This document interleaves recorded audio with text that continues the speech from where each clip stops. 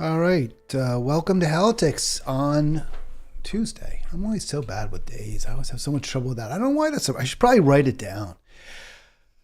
Wow. Nuggets win it in 4, and looks like the Heat will probably sweep tonight. So you got one surprise team, clearly Miami, playing probably the best team all year, the Denver Nuggets. I don't think, though, the Nuggets are clearly, they're not a great team historically. So I don't see why Miami doesn't have a real shot at winning this championship. And I, for one, will probably, either way, both teams are likable. I don't really have a strong preference, but Jimmy Butler, what a tough, badass player he is. He absolutely deserves that ring. Completely unselfish and doesn't ever back down. He's not the biggest, strongest player, but remarkably gifted.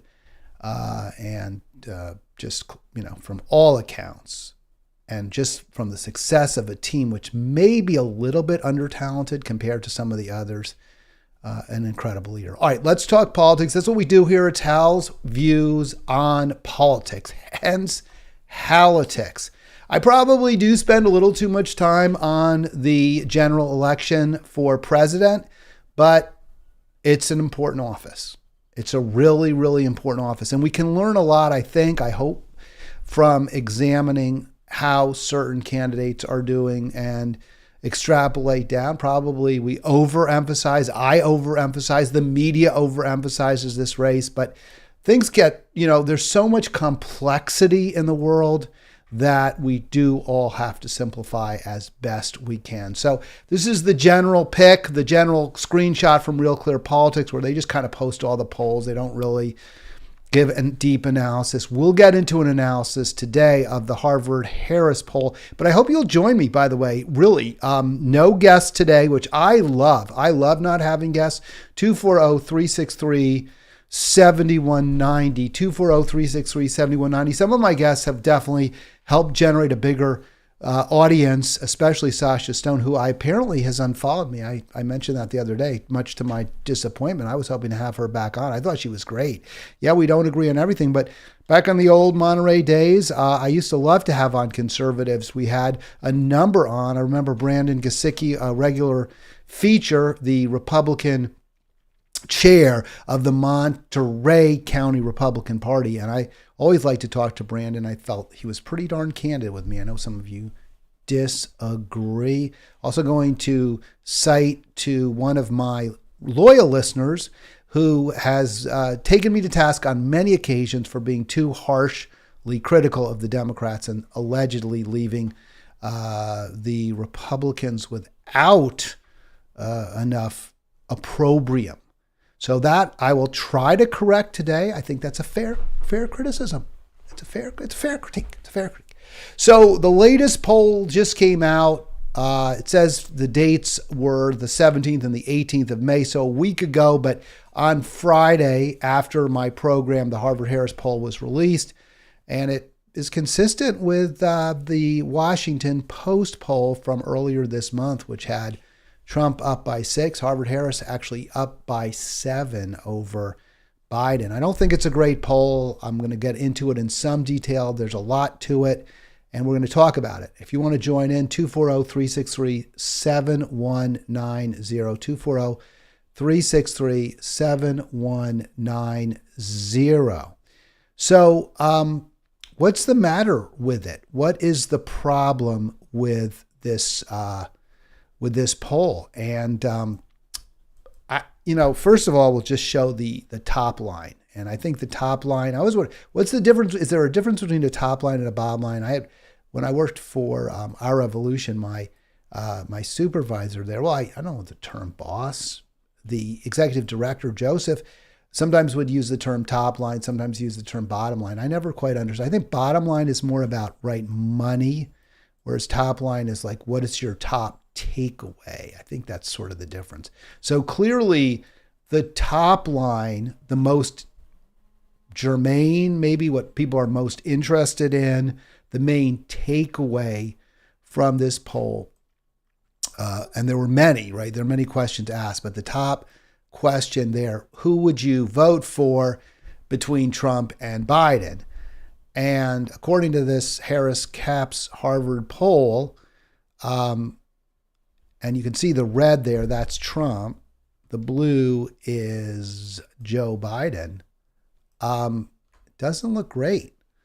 So from April results, Trump's lead grows by 2, from 45-40 to 47-40, and then 13 say don't know. So we'll get into more details on why I think this is probably a sketchy result, but there's some other details in it that I want to get to. But I think its credibility comes in mainly because it's consistent with what the Post poll said, the ABC Post poll, which is considered an A poll according to 538 and Nate Silver. So what you're seeing is polls start aligning up. And then there was another poll that had Trump up by 2. And then the YouGov poll has shown the race getting closer, although maintaining Biden's lead. So it does seem like either it's close or, well, Trump's leading. And that's got to be worrisome, right? I mean, look, it's worrisome to me if Biden's leading. I mean, we got to figure something else out. We really do need a plan B. Neither one is ideal. But again, I do feel that one of my Facebook friends made a very good point about why I need to be less. Maybe I unfairly draw false equivalencies. In other words, that maybe the Democrats aren't good, maybe they're not great, but they're not as bad. That's the argument, and we'll follow the poll discussion with that. So here's the kind of the bottom lines on that poll, I guess. How it was done. I highlighted online. As my understanding, online polls are simply not as reliable as telephone polls. The reason for that is there's a lot more volunteerism in an online poll. You don't have to take it. You can get an email. Many people just delete their emails right away.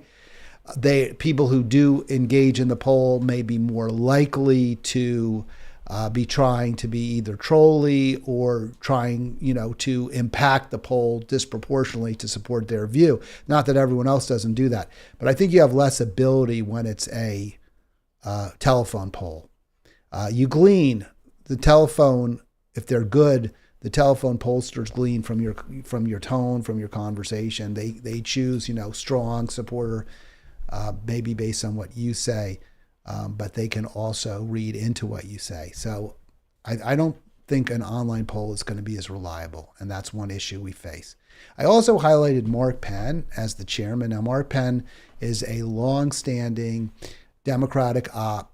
He worked for the Hillary Clinton campaign. I think at one point he became a Republican. He's very much a neo-lib, very much anti-progressive values.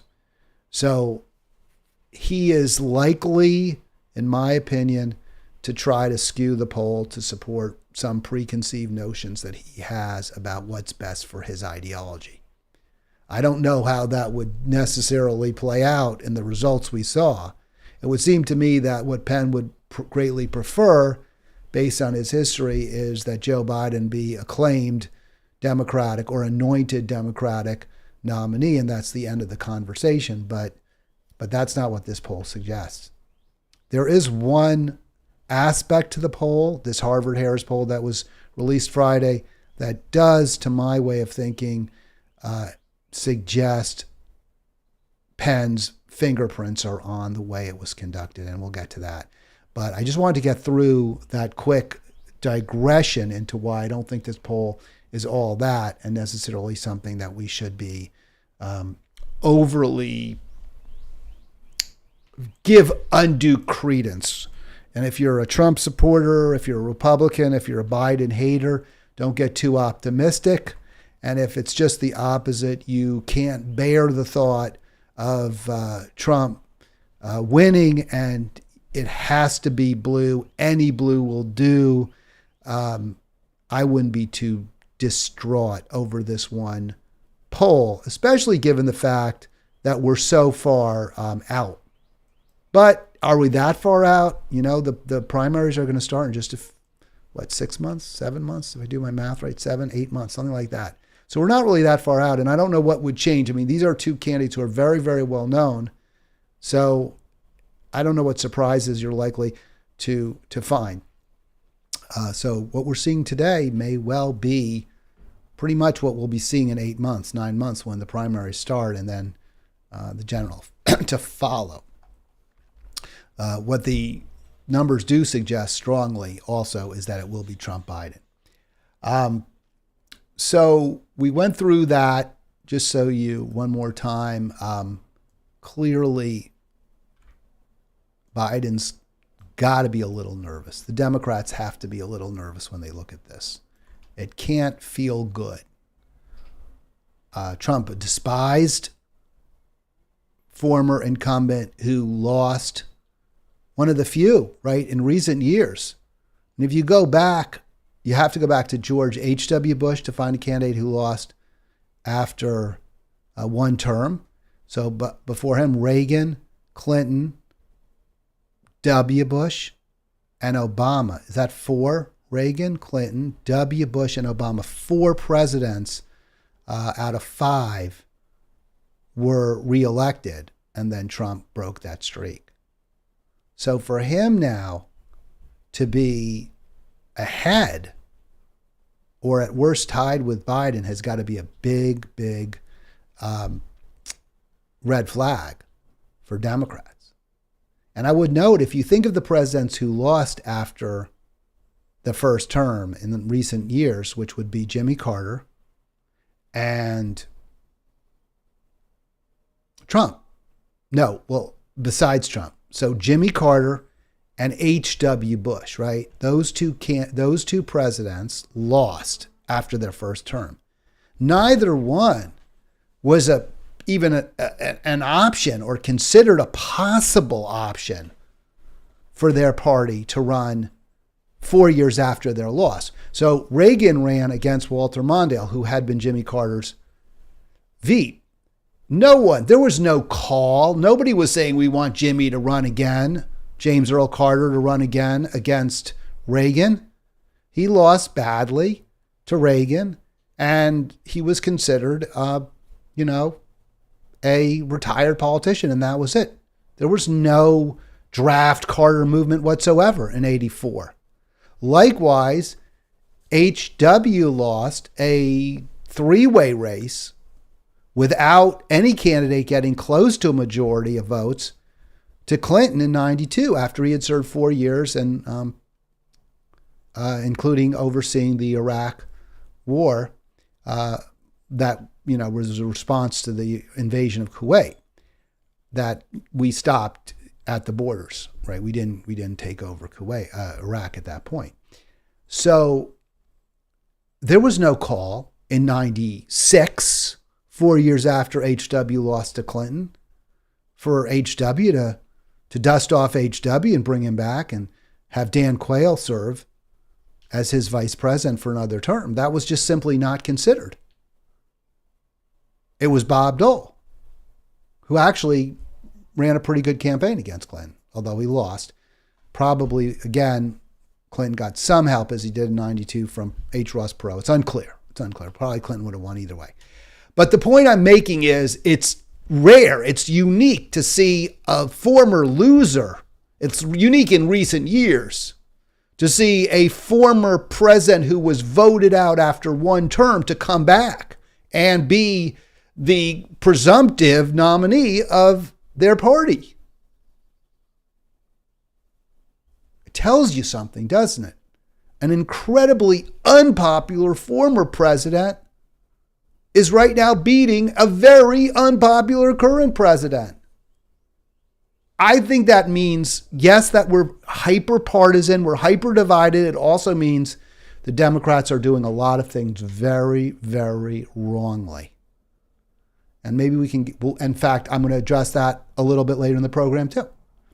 All right, let's look at some of the other numbers from this Harris poll. And I mentioned that Mark Penn is the chief pollster. I don't trust Mark Penn. I think his record suggests that he is not the most credible pollster, that he's not the most credible individual. So for the presidential primary, you can see Joe Biden with a big lead, and there's a whole list of people that he is compared with. This poll, remember, is May 17th, May 18th. This is a month after RFK Jr. in late April announced that he was running. It may have been even earlier than late April, a solid month later. And for whatever reason, Jr.'s name is not listed as an alternative to Joe Biden. Now, that makes no sense to me when they've shown head-to-head Biden, RFK Jr., Marianne Williamson, who also has announced that she's running in the primary. Biden wins by a big margin. I think it was 61-19 in the most recent. I may have that slightly off. I've heard people say 20. I think it was 61-19, however. So that's a big difference, right? It's a big difference. But it's not dispositive at this point, A, because RFK Jr.'s name, while well-known, could become more well-known. And, you know, if he campaigns and people view him as a plausible option or a plausible plan B, and they see that Trump is beating Biden consistently, if indeed that is the case in the polling, then we could well see RFK Jr. being competitive. But his name isn't an option. Instead, you see people who are without question not running, people who have already endorsed Joe Biden. Obviously, Kamala Harris isn't running for president.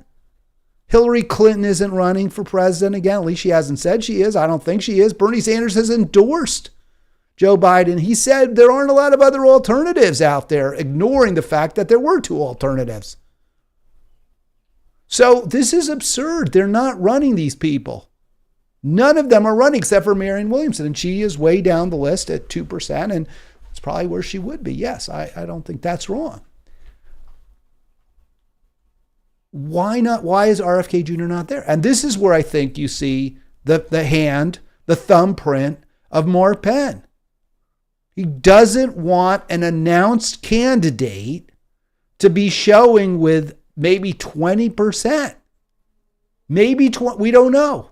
It says don't know, unsure, and there's a someone else, 2%. Somebody said, Andrew Cuomo, I don't think he's running. Joe Manchin, I don't think he's running. Joe Manchin has zero chance of winning a Democratic primary. He's despised by Democrats. Why would you list him in this poll? What would be the possible rationale for that? So here's what I'm thinking. A, Mark Penn absolutely doesn't want RFK Jr. He is too far to the left for Penn when it comes to issues like Medicare for All, which he supports, and pro-peace, which also RFK Jr. is the most pro-peace candidate running, and he and Trump the only two pro-peace in Ukraine candidates running. So that's not something Mark Penn would ever support. And then I think the other aspect of this, it's very interesting. It just sort of occurred to me. I'd love to hear your thoughts on this.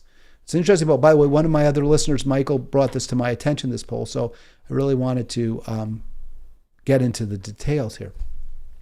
And it kind of goes to how influencers, not influencers on Instagram or Snapchat or whoever influences you, TikTok, not those kind of influencers in the corporate media.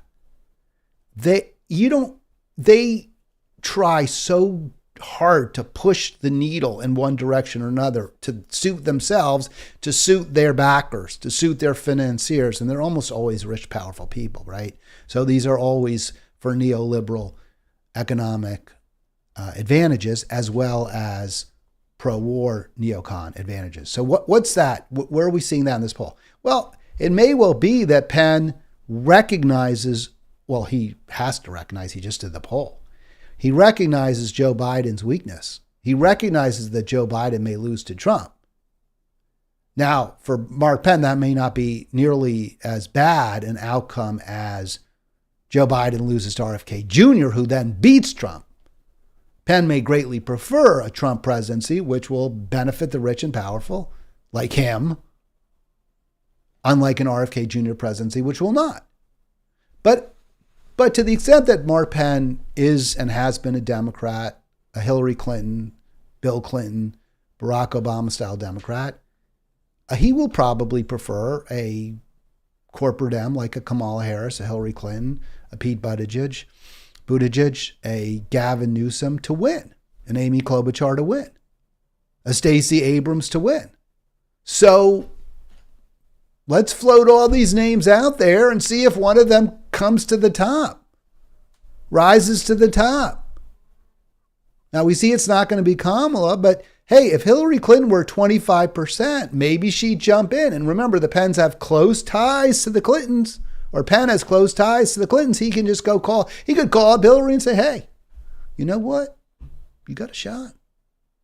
You got a shot. Maybe you should consider running. Maybe we can rally the Democratic establishment to gently usher old Joe off the stage. Now, that could be a problem if, there's pushback from African-American leaders who want Kamala to be the first woman president. That could be an issue, but I think there are ways around that. One way to finesse that would be, hey, have Kamala be Hillary's vice president, have Joe Biden and Kamala Harris and have a press conference where they announce that Joe's not feeling, he's lost it. He's lost a step. So we're going to have a spring chicken like Hillary Clinton join the ticket at the top, because Kamala, maybe she needs a little more seasoning, and then she'll run in 28, as was always the plan. Possible. Not saying that's going to happen. Not saying that the poll doesn't suggest that Hillary Clinton has any shot. But, maybe Gavin Newsom, guy who stood in the way, stood in a thwart California's Healthy California plan and said no. Maybe Gavin Newsom would be polling in the double digits. We just don't know until we do this poll. So that may well be what's behind it. Ultimately, for me, what this poll suggests are two things. One is Biden, I don't want to say he's in trouble. I want to say there's a real good chance he loses to Trump in the general election. The other it suggests is that the Democratic establishment is really worried about that possibility and is looking for a plan B, an alternative. And that plan B does not include RFK Jr. Even though I think any objective observer would recognize that if you don't want Biden to run, if you're afraid Biden would lose, your best chance is RFK Jr. And you also see it, and I think this is a really interesting little nugget, Denver Nuggets nugget from this poll, where they ask who has the most net favorability ratings of a group of well-known American politicians. And I was actually surprised. At least a couple of the numbers were as positive as they were. So first of all, Elon Musk is at the top. So why is that? I mean, this guy's clearly a bit of a kook, right? I mean, the crypto, the wars with the corporate media, which by the way, I like, but I mean, he's clearly out there. So why would he have a net favorable rating? Well, it is pretty favorable. It's by far the highest gap of anyone on this list, for example. I think it's because most Americans really, really hate the media. I think it's come to that point where Americans despise the New York Times, they despise the Washington Post, they despise CNN, and for all those outlets, Musk is a lightning rod, right? I mean, he's a joke. He among elites, coastal elites, Elon Musk is a joke. And the response to that is, F you, corporate elites. We like Elon Musk. And that's something you want to think about. If you're a coastal elite, if you're somebody who's, highly educated and you want to have influence, you have to recognize that you have to be very, very careful how you support people, how you criticize people, because you can have the boomerang effect, which is the constant attacks and criticisms of Musk have actually redounded to his benefit. Probably that's exactly what's happened with Trump as well.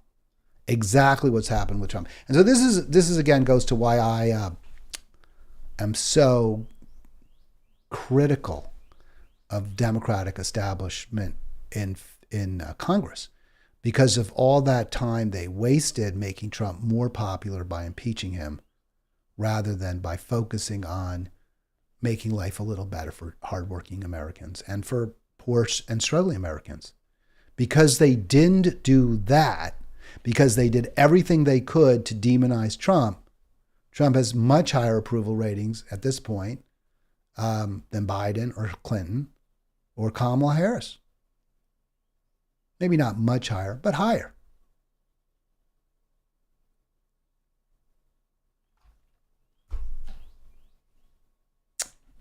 All right.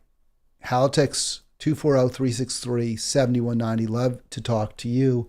240-363-7190. So I want to move on now, because I've spent a lot of time, as obviously bashing the Democrats, and that's not going to stop. But maybe I'm unfair, and I'm biased. So I really want folks, I want to give just like I did yesterday with Jake. I don't agree with everything Jake stands for. I thought it was a great show, by the way, Halitics, for the 22nd. And by the way, please subscribe if you haven't. Bottom right, subscribe and like the videos. It'd be awesome. I'm at 96. I was 96 when I started today, the program. So 96 subscribers. The goal now is 100. We're almost there. Once we get to 100, we'll move it up. We'll slide that goal up. The goal is short term very near term is the 100, but the short term goal, hopefully by the end of the year, and maybe it's too optimistic, I want to be at 1,000. I don't know anyone else who does this the way I do it. So I'm hoping we get there. Of course, I hope. I mean, why wouldn't I? But I hope we get there. And, share. You see something you like, you see something that you find intriguing, a conversation, say about that Harvard-Harris poll, and you're not seeing that elsewhere, share it. Because that's how we blow the sucker up. All right, so I wanted to share this exchange I had on Facebook with one of my friends, and real friend, not just a Facebook friend, and also one of the sometime listeners of this program, who's been harshly critical of me for being too critical of the Dems.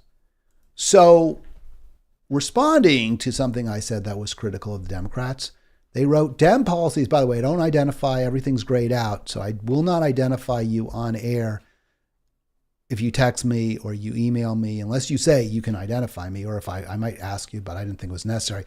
But if you are the author of this, please call in so we can discuss it.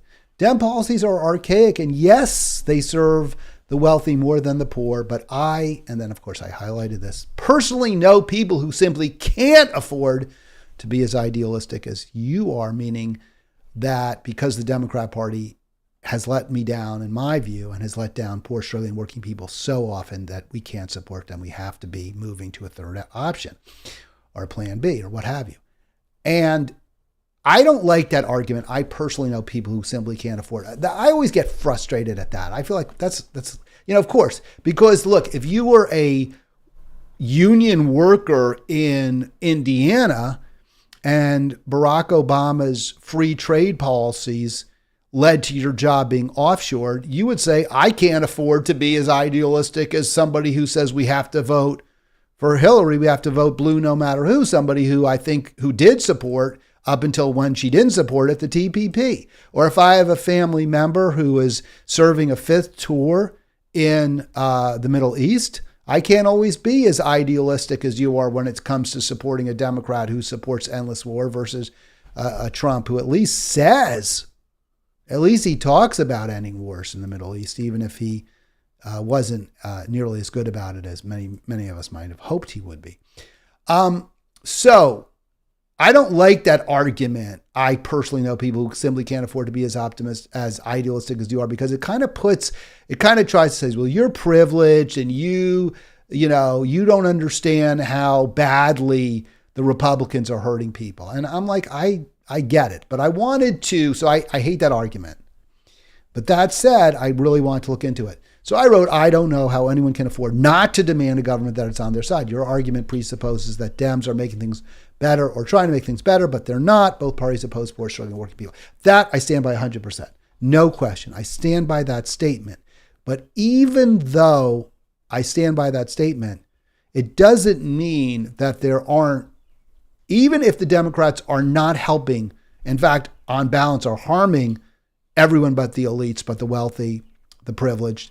Even if on balance that's true, it doesn't mean that in discrete situations like with the Supreme Court voting to repeal Roe v. Wade, or like now in the debt ceiling standoff, that Democrats aren't significantly less bad. I don't ever want to say better, but I think we can say with some justification, the Democrats are significantly less bad than the Republicans. So getting back to this conversation that we did have, let me just get to the second conversation here we had. So just to finish this off, and then I want to get into that, how it's relevant with the debt ceiling fight. So the continuation of the conversation, we had someone else who chimed in. I agree with Hap. I think they meant Hal. The only way anything is ever going to actually change is if we demand it, which means making changes to is in power. Saying you can't afford to have ideals and expect them to be from who we vote in power is why nothing changes. Okay, I agree with that. Obviously, I liked it. You can see there's one like over there. This is at my Facebook page. But then there's a response which did grab my attention. Republicans are trying to cut many different forms of public assistance right now. And I wanted to really understand that. I wanted to be more knowledgeable than I was. And this relates, of course, to the debt ceiling fight. So they're trying to cut many forms of public assistance right now, according to the writer. And I wanted to look into that and see, because to me, that let's call that out. Let's call that cruelty out. They want non-defense discretionary spending cuts, and that mostly goes to the people who need it most. The Dems are the only thing standing in the way. Dems are saying if you take down the most vulnerable, we all go down together. Is that not unity? All right. There's a lot of unity in the Democratic Party. There was a lot of unity for Hakeem Jeffries. There was a lot of unity for the Pentagon budget. There are a lot of ways the Democrats are unified. They're rarely unified and should try to make things better for poor, struggling, and working people. But he's right. The commenter, they're right. I shouldn't say he, they're right. In this budget standoff, and they're less bad. They simply are less bad. And I think we need to accept that. I think I need to acknowledge that. I'm not happy about it because I would like to have two parties that are both much better than the current party that we have now, than the two current parties, right? Than the two current main parties. But look, E.J. Dionne, one of the best columnists at the Post, who was probably more progressive than anyone at the Washington New York Times either. This is from his column a couple days ago. Speaker McCarthy refuses to put any of the Trump era tax cuts for the best off and corporations on the table. By the way, why didn't the Democrats already repeal them when they had the power? Why weren't those tax cuts a major focal point of the Democratic majority in the last Congress when they had the slight majority in the House and also in the Senate? And they didn't talk about it. I know, we can't, there's going to be filibuster, there's this. I think that should have been a huge argument all the way through. We have to raise tax on the wealthy. We have to raise tax on the wealthy. The reason that the entitlements or the assistance to poor, struggling, working people is on the table in the first place right now is because we're at the debt ceiling. And a big reason we're at the debt ceiling is because we didn't have enough revenues. Democrats did spend a lot. Some of it was really useful, was important, was critical. COVID relief was critically important. But they found no real pay-go. There was no real effort. And they would say, well, we couldn't. The Republicans wouldn't let us. Well, fight harder. Try harder. Make it a political litmus test for voters. Are Republicans standing in the way of raising taxes on the wealthy and thereby driving up our budget debt and our deficits every year? So we're at that, I don't know, is it the debt limit? I always get the deficit standoff or debt standoff, whatever. We're at that limit so we have to, that's why the Republicans are in a position to demand cuts. And we can see those cuts are really, really, really, really bad. So let's see if Dion explains it. And he does. And it's ugly. It's terrible what the Republicans are trying to do. Force the heaviest reductions on programs that help the least off. Head Start, assistance for food, childcare, and housing. They're guiding fruits and vegetables, healthy foods, under WIC. I mean, these are just horrible people. They're horrible people. So my Facebook friend is correct. The Democrats are right now fighting against this. Joe Biden is saying, no, you have to be willing to put spending, tax hikes on the table. We have to protect poor, struggling, working people. And the Republicans are saying just the opposite. There's no way that can possibly be justified. The Republicans are worse. They're worse than the Democrats, certainly on this, certainly on domestic policy, and significantly worse. And there are real world consequences for Americans as a result. But I will not, maybe, and you probably all foresaw this anyway, I'm not gonna let the Dems off the hook either. The reason I said this, the reason we're in this hole in the first place, the reason the Republicans are in a position to leverage their majority in Congress to forcibly cut spending is because we are at the debt ceiling. And it has to be raised, or the government has to cut back somehow. And if I were Biden, I would immediately cut back on military spending. But that's the rub, right? Because the Democrats are all in for extraordinary expenditures in Ukraine. So here's a really interesting video. This is Max Blumenthal and Aaron Mate from Gray Zone. And a lot of you are going to say, well, I don't believe them. I don't trust them. They're Jimmy Dore people. But Max isn't going to give opinion. He's just going to lay out some facts. Literally burning U.S. taxpayer money in Ukraine. That's money that we could be using to help those poor, those vulnerable people. And that's what the Democrats are doing.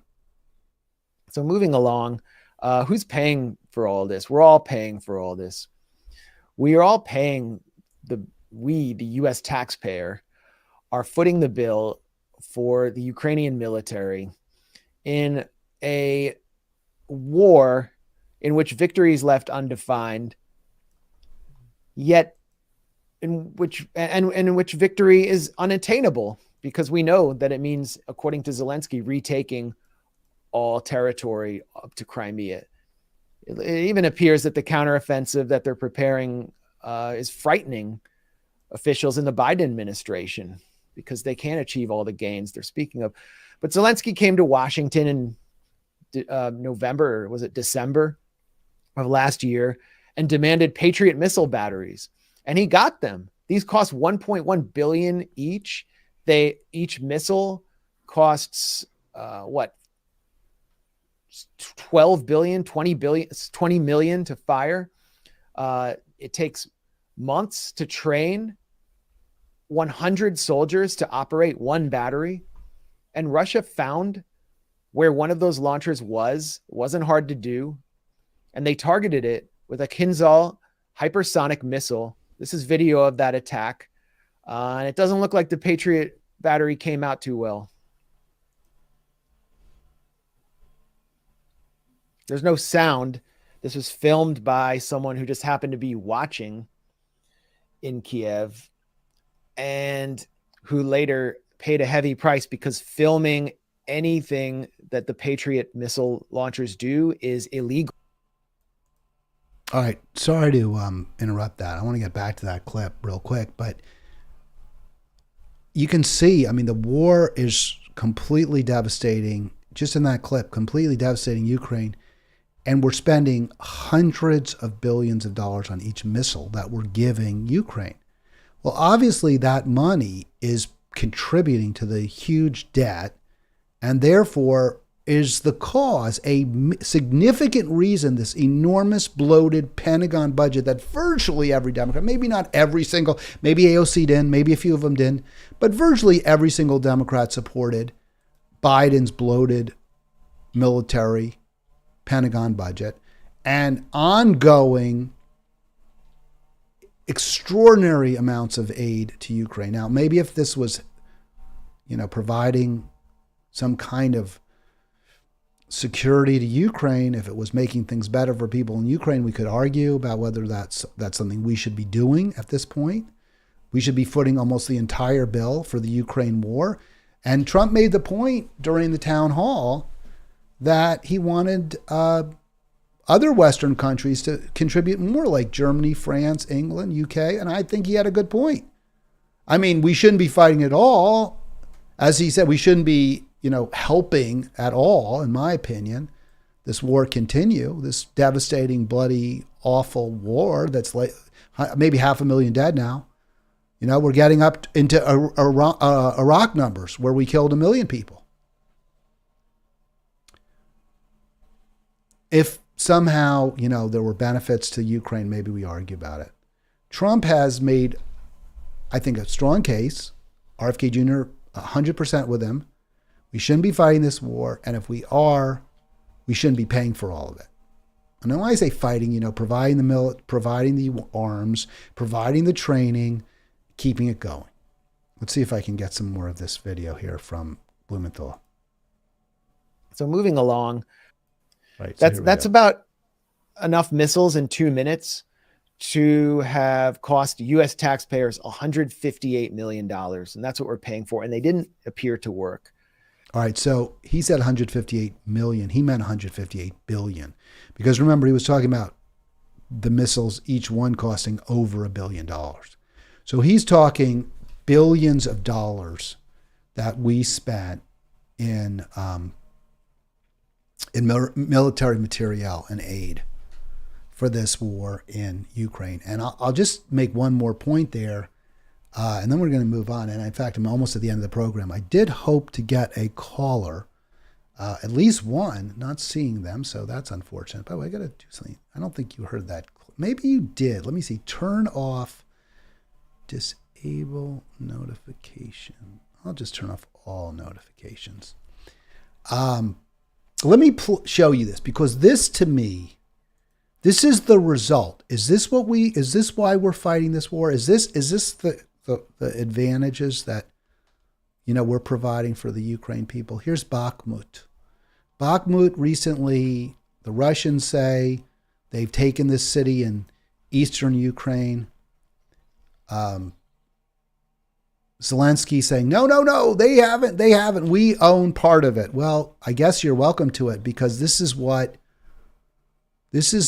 the fruit of that war that we are funding, that we are helping continue. I don't know how that can be in anyone's interest.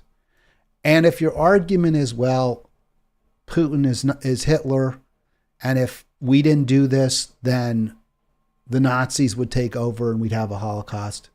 It's just not true. It's just false.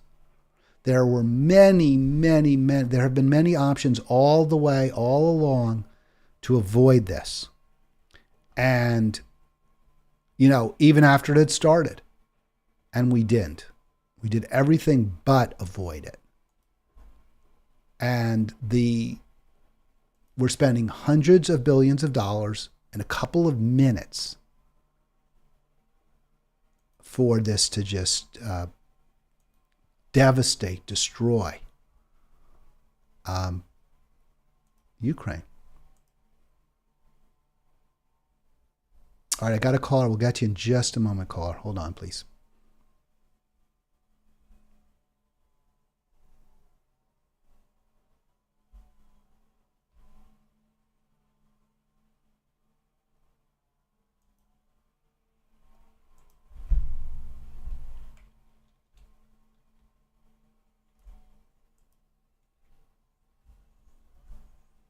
All right, so there you go. That's what we are paying for. I don't know how anyone could see that as smart, sensible, good use of money. We got a caller in San Jose, in Milpitas. Go ahead. Yes, Hal, Jason here. Hey, Jason. I tuned in late. I'm actually in Japan, if you can believe that. I can. So thanks for calling from Asia. Appreciate it. Here. Yeah. Well, thanks for getting up too. Yeah, it's actually I can listen instead of having this in the middle of the workday. But in any case, yeah, I tuned in late. However, I do regularly watch clips, and I respect both Max Blumenthal and Aaron Monte very much.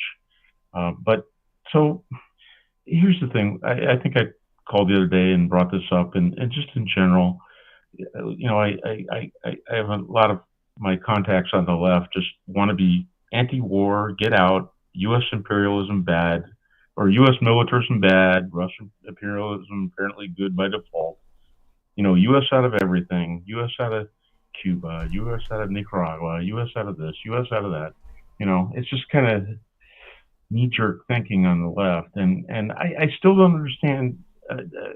So let's pull out and just let whatever happens to Ukraine. What's that going to be? The Russians are going to move in. They're going to occupy the whole place and make it a vassal occupied state. And the lives of the Ukrainians are not going to be better. I understand the objection to further escalation. Of course, it's very dangerous. And I understand the role of profiteers that move in and have a vested interest in forever wars and keeping it going, and that's a huge problem. It always has been. But I don't know. We can't just pull up stakes and leave and let the Russians have their way.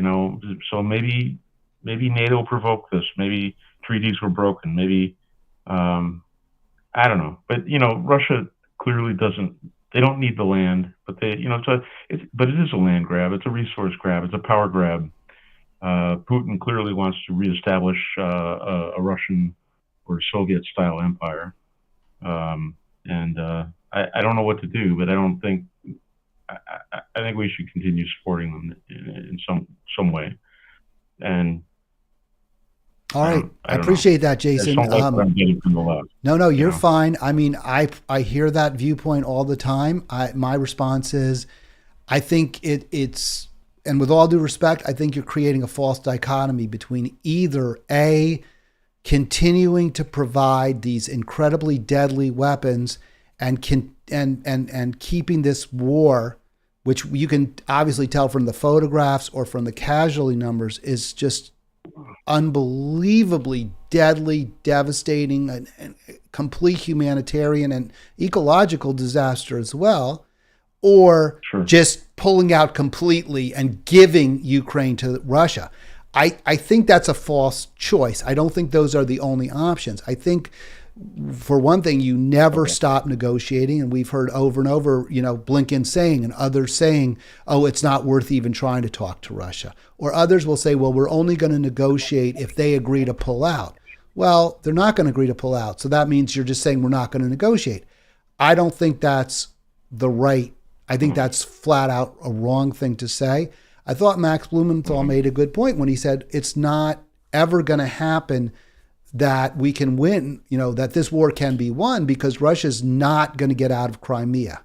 They're just simply not, for whatever reason. And, they believe, or at least they claim, and perhaps with justification, that their occupation of Crimea was legitimate, that it was based on a referendum, and that the 2014 election, which saw a anti-Russian president elected, was not legit. Right.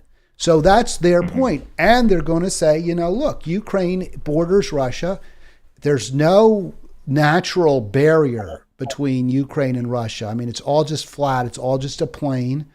And we can't, for our own security, we can't allow Ukraine to become part of NATO or to have these close ties to the West.